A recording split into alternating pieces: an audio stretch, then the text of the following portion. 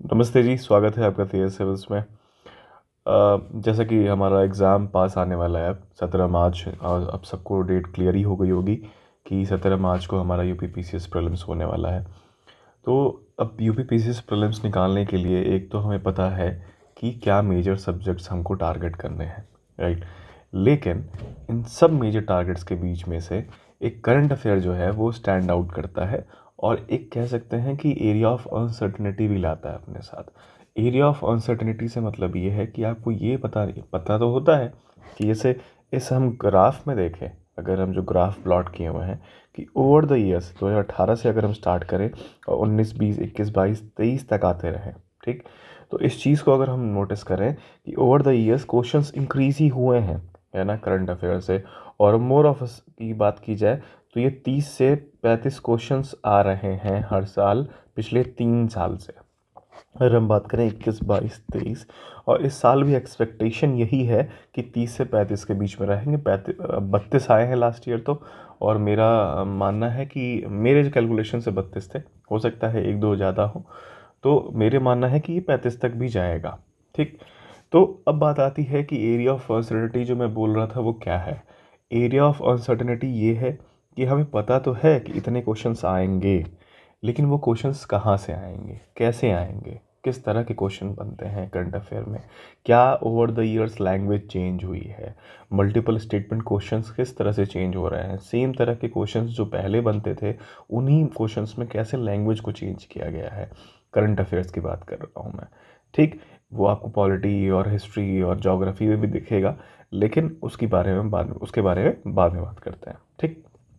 अभी current affair पे concentrate करते हैं।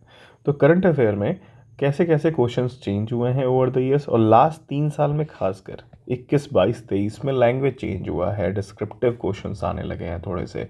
तो वो क्या एरियाज़ हैं जिनको हमें फोकस करना चाहिए, ठीक। और कैसे हमें अपने प्रिपरेशन को हॉन करना चाहिए, कैसे हमें प्रिपरेशन को और अच्छा करना चाहिए, और कैसे हमें हमें टो पे रहना है कि किस तरह से क्वेश्चन आए। क्योंकि एंड ऑफ द डे अगर आप ये मानिए कि 32 से 35 क्वेश्चंस आते हैं, ठीक है, तो मेरा मानना है कि 28 से 30 क्वेश्चंस आपके सही होने चाहिए करंट अफेयर्स के। तो उसके बाद आपके सिलेक्शन के चांसेस बढ़ जाते हैं, ठीक। तो अब बात आती है कि ठीक है भाई, हमें विजुलाइज तो कर लिए ओवर द ईयर्स कैसे क्वेश्चंस आ रहे हैं, ठीक।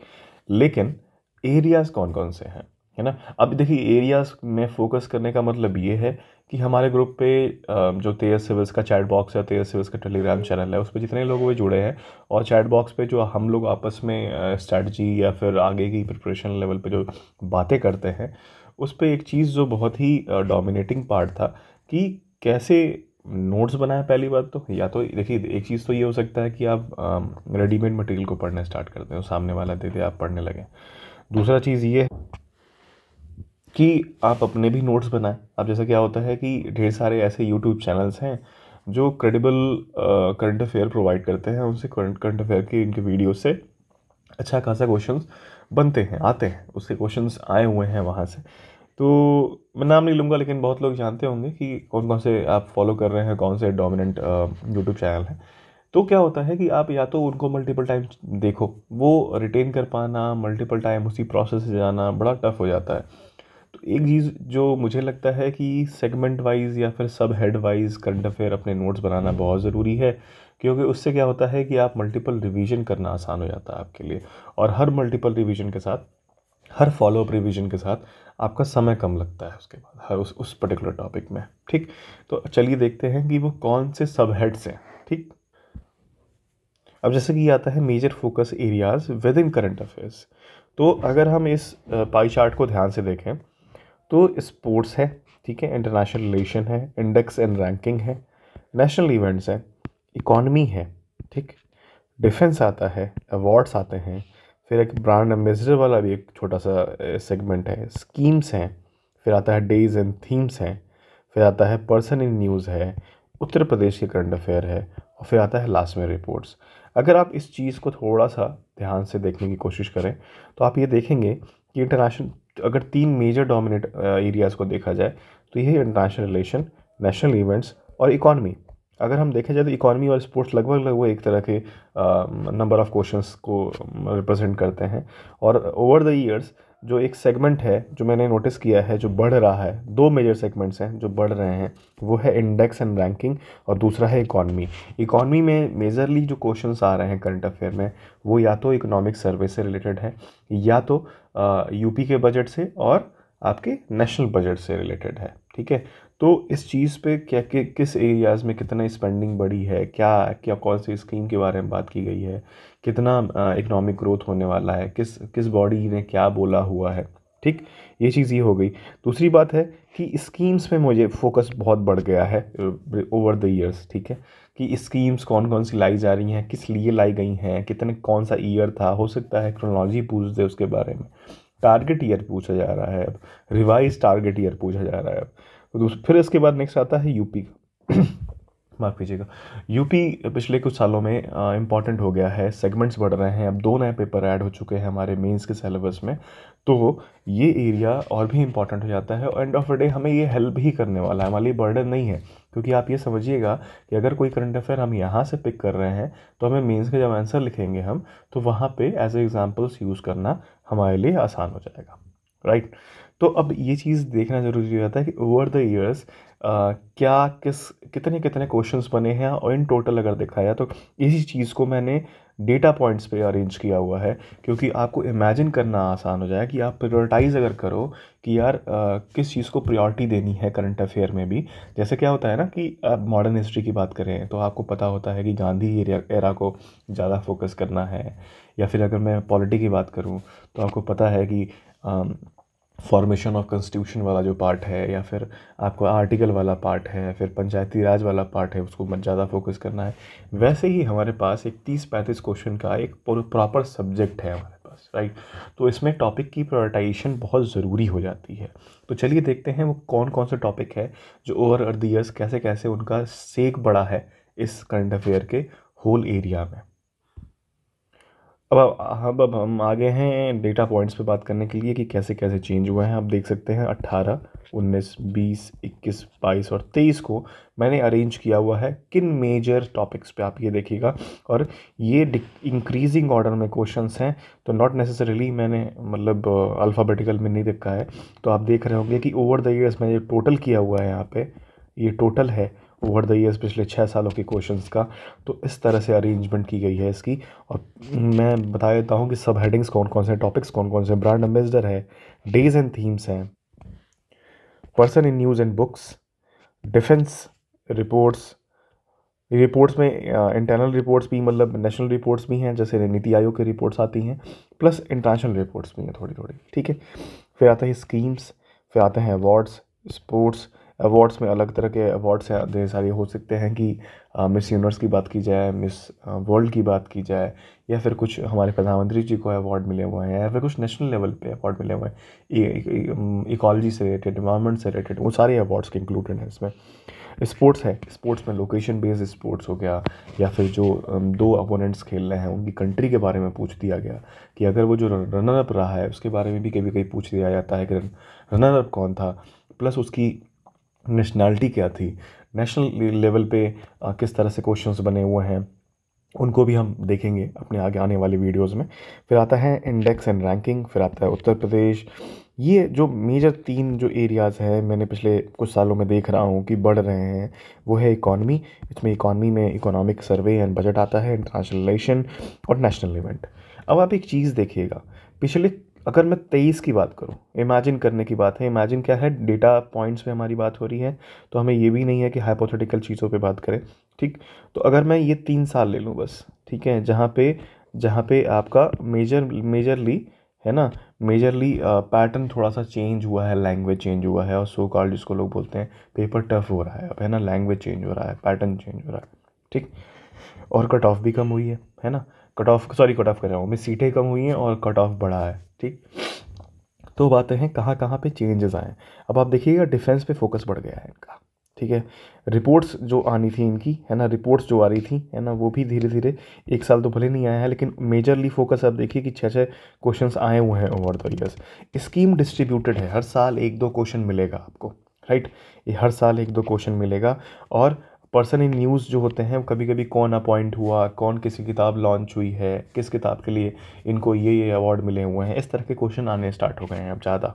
ठीक है, ब्रांड एम्बेसडर वाला क्वेश्चन एक जो था वो 2018 में एक मुझे देखा और उसके बाद मुझे नहीं दिखा। हो सकता है अगर एक दो जगह कहीं मिस हो गया हो तो I am really sorry, add कर लीजिएगा। ठीक, स्कीम्स डिस्ट्रीब्यूटेड है थोड़ा सा। ठीक है, ओवर द इयर्स एक दो क्वेश्चन आ रहे हैं। ठीक है ना, स्पोर्ट्स के भी आप देख रहे हैं इन 3 सालों में अच्छा खासा फोकस रहा है ना। फिर आता है इंडेक्स एंड रैंकिंग अच्छा खासा फोकस रहा है। लास्ट ईयर पे बस मत जाइएगा, ओवरऑल अगर देखा जाए तो इस टॉपिक पे बहुत ही ज़्यादा फोकस रहा है यूपीपीसीएस का। 12 क्वेश्चन आपको दिख रहे हैं कि अगर टोटल किया जाए तो ये पिछले 6 सालों में 12 क्वेश्चन, ऑन एवरेज 2 क्वेश्चन तो आ ही आए हैं। ठीक है, यूपी पे फोकस बहुत बढ़ गया है। ठीक है, एक मुझे 2021 में क्वेश्चन बहुत दिखा था, लेकिन ओवर द ईयर्स मुझे लगता है कि इस टॉपिक पे ओवर द ईयर्स क्वेश्चंस बढ़ेंगे। मुझे लग रहा है कि इस साल क्वेश्चंस थोड़ा सा तो, मतलब एक क्वेश्चन तो एनी गिवन डे कोई भी पूछ सकता है कहीं से भी, तो लेकिन हमेशा हमें 3 से 4 क्वेश्चन के लिए प्रिपेयर करके रहना चाहिए। और अगर हम यूपीएससी से पढ़ जाएँ और 7 क्वेश्चन आ जाए तो वेल एंड गुड है, अच्छी बात है ना। कि मतलब अगर हम अच्छे से पढ़ रहे हैं उस पार्ट को और वहाँ से क्वेश्चन अच्छा ज़्यादा बन जाता है तो हमारे लिए अच्छा है कट ऑफ क्लियर करने के लिए। ठीक, अब ये चीज़ नोटिस कीजिएगा आप, इकोनॉमिक सर्वे और जो इकोनॉमी एज ए पार्ट जो है, सब हेडिंग्स जो कहते हैं, वहाँ पे अब ये स्टडी फिर देखिए इंक्रीज ऑफ द क्वेश्चंस। ठीक, 2 फिर अचानक से 6 पूछा गया है। और यहाँ पे लास्ट ईयर कई लोग स्टक कर गए थे कि बजट में इस चीज़ को क्या बोला गया है, कितनी ट्रेन चलाई जाएंगी, बजट में इस चीज़ को क्या बोला गया है, इकोनॉमिक सर्वे में फला चीज़ को क्या बोला गया है। तो ये क्वेश्चन इंक्रीज हो रहे हैं, तो यहाँ पे फोकस एरिया ज़्यादा होना चाहिए। डाटा रिटेंशन कई लोग का ख़राब होता है, इसलिए आपको बहुत पहले से पढ़ना है। ठीक है, अभी जो अनुपूरक बजट पेश किया गया था उत्तर प्रदेश सरकार द्वारा, उसके बारे में देख लीजिएगा। एक चीज़ मैं अपने टेलीग्राम ग्रुप पर शेयर करूँगा, पीआईबी का जो अगर जिस्ट मिले, और पीआरएस इंडिया के नाम से एक साइट है, वहाँ पे बड़ा अच्छा सा एनालिसिस रहता है। ठीक है, तो उस चीज़ पे अगर हम नोटिस करें कि पीआरएस इंडिया ने बहुत अच्छा एनालिसिस कर रखा होता है स्टेट बजट्स का भी और इंडिया के नेशनल बजट का भी। तो अगर वो चीज़ हम अच्छे से मतलब एक बार देख लें, डेटा पॉइंट्स को अगर देख लें, तो मैं टेलीग्राम शेयर पे उनका एनालिसिस शेयर कर दूंगा आपको। नेक्स्ट आता है हमारा इंटरनेशनल रिलेशन। अब इंटरनेशनल रिलेशन में आप देख रहे हैं इक्वली स्प्रेड है, हर साल 5-6-7 क्वेश्चन आ ही रहे हैं। तो इंटरनेशनल रिलेशन में किस तरह के क्वेश्चन पूछे जाते हैं? अब इसमें तो मैंने हर एक सेगमेंट, जितने भी इंटरनेशनल मतलब इवेंट्स जो हुए, जो थोड़ा सा हो सकता है उसमें इंडिया इन्वॉल्व ना हो, तो भी उन क्वेश्चंस को मैंने इस पे काउंट किया है। अब क्या है कि मैंने एक कटिंग वाइज क्वेश्चंस की कटिंग लगाई हुई है और वो स्लाइड्स बना रहा हूँ मैं। 4 साल का हो गया है, 4 साल यानी 18, 19, 20, 21 तक हो चुका है और मुझे 22 और 23 की कटिंग और लगानी है। तो कोशिश है कि आज शाम तक मैं उसको लगा लूँगा। तो मैं आपको इक्वली मतलब बहुत अच्छे से दिखाना चाहता हूँ कि किस तरह से क्वेश्चंस बने हैं, है ना, और किस तरह से क्वेश्चंस चेंज हो रहे हैं, लैंग्वेज चेंज हो रहा है। तो उस लैंग्वेज के हिसाब से अपनी पढ़ाई को ढालना बहुत ज़रूरी हो जाता है, राइट। फिर आता है नेशनल इवेंट्स। अब नेशनल इवेंट्स को भी आप देख रहे हैं कि over the years equally spread है। ठीक है, तो ये चीज़, और मेजरली एक चीज़ मैंने देखी, ठीक है, कि इन 3 सालों में क्यों, कौन से 21, 22 और 23 में क्वेश्चंस कैसे और ज़्यादा रिफाइन हुए। रिफाइनमेंट में अगर ये देखूं तो फर्स्ट इन द कंट्री, है ना, लार्जेस्ट, है ना, बिगेस्ट, ये क्वेश्चंस हमेशा से आ रहे हैं। लेकिन ये क्वेश्चंस को टारगेट करना और आसान हो जाता है अगर आप देखें तो, कि फर्स्ट इन द कंट्री, है ना। फिर आता है कि फर्स्ट इन द किस बारे में, कि अगर कोई स्टेट मतलब विमेन के बारे में, एग्रीकल्चर के बारे में कोई ऐसी स्कीम लॉन्च कर रहा है जो फर्स्ट इन द कंट्री है, फर्स्ट ये चीज़ हो गई। कोई ऐसी पॉलिसी लॉन्च कर रहा है जो इकोनॉमिकली नेशनल पॉलिसी से अलाइंड है। ठीक है, चाहे वो ई व्हीकल पॉलिसी हो, चाहे वो ग्रीन एनर्जी पॉलिसी हो, या फिर कोई हमारी कंट्री इंडिया कुछ ग्रीन एनर्जी या फिर इन्वायरमेंट से लेकर इकोलॉजी से रिलेटेड कोई ऐसा स्टेप ले रही है कि जो ओवर द ईयर्स फर्स्ट होने वाला है, फर्स्ट है इस साल का, या फिर पिछले 1 सालों में फर्स्ट रहा है, कि इससे पहले ऐसा कोई स्टेप नहीं लिया गया, तो वो सारे नेशनल इवेंट्स के अंदर आते हैं। ठीक है, तो ये चीज़ क्वेश्चंस मैं दिखाऊंगा, आपको इमेजिन करना आसान हो जाएगा फिर आपके लिए, और टारगेट करना आसान हो जाएगा, पढ़ाई करना आसान हो जाएगा। तो ये चीज़ है ओवर द ईयर्स 158 क्वेश्चंस। और आप ये देख रहे हैं कि हो सकता है 1-2 क्वेश्चन कहीं पे छूट गया हो हमसे, तो टोटलिंग में हो सकता है कहीं गलती हो, या फिर सेगमेंटेशन में गलती हो गई हो। लेकिन अगर मैं टोटल देखूं तो ये 32 से 35 क्वेश्चंस तो आएंगे ही आएंगे। ठीक है। 32 से 35 क्वेश्चंस तो आएंगे और इस पे हमें तैयार रहना है ना। और तैयार कैसे रहना है थोड़ा सा और इमेजिन करना आपके लिए आसान कर दूंगा मैं नेक्स्ट वीडियो में। तो आई होप ये वीडियो आपको अच्छी लगी हो, आपका समय व्यर्थ ना हो और वीडियो देख के आपको कुछ ऐड ऑन ही मिला हो इस वीडियो से। तो thank you for watching this video.